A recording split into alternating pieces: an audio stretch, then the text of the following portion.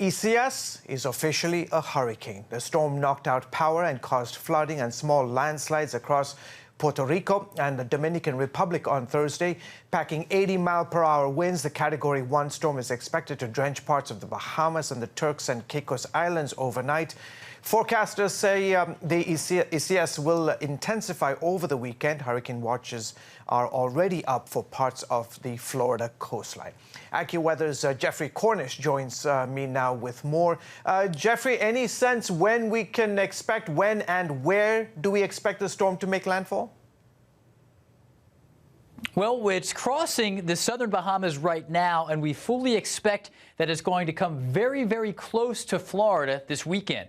Now, the path is going to take it awfully close to the east side of Florida, and you can see a satellite estimate of where the rainfall is right now, as if there were a radar network across the entire Caribbean.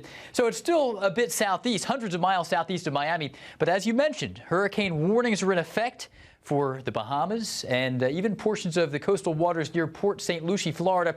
And we expect this storm to impact Florida this weekend. Here we can see that our track is keeping it barely east of Florida. Now, there will still be tropical storm impacts in Florida this weekend, but the most likely spot for a U.S. landfall may ultimately be Monday into Tuesday into the Outer Banks, as the orientation of the coastline really bumps it east there.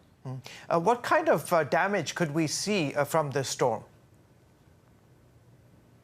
Overall, because the storm is moving and because it's not going to sit and produce torrential rain in the same area for days and days like we saw with Harvey back in 2017 or a little more recently with Florence in South Carolina, because it's moving, we expect some areas to see 2 to 4 inches of rain with potential for up to near 10 inches of rain. We did see a couple of areas within Puerto Rico see 10 inches of rain over the past day or two. There will also be strong winds, and the Bahamas could see potential for up to 100-mile-per-hour wind gusts.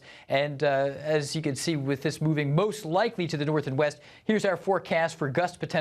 Our AccuWeather local storm max is up to 100-mile-per-hour gusts for the Bahamas and more likely 60 to 80-mile-per-hour gusts for the Space Coast, places like near Cape Canaveral, and also into places like the Outer Banks, likely to see 60-plus mile-per-hour wind gusts. Yeah, you have your projections. Some of these projections, Jeffrey, have the storm reaching as far north as New England and Maine Tuesday or Wednesday, right?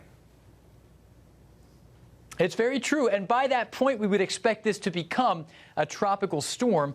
But the way the coast juts out, Cape Cod is way out there to the east. Long Island is jutting east as well. And those areas, though we don't often associate them with hurricanes and tropical storms, they do get hit every once in a while. And we expect this storm to probably weaken some into a tropical storm, especially after the some land interaction with North Carolina. But by Tuesday, the leading edge of tropical storm force winds may be somewhere near Cape May, New Jersey, more likely just barely to the east. And it could impact places like Rhode Island, southeastern Massachusetts into the middle of the week, probably as a weaker storm, still impactful with heavy rain.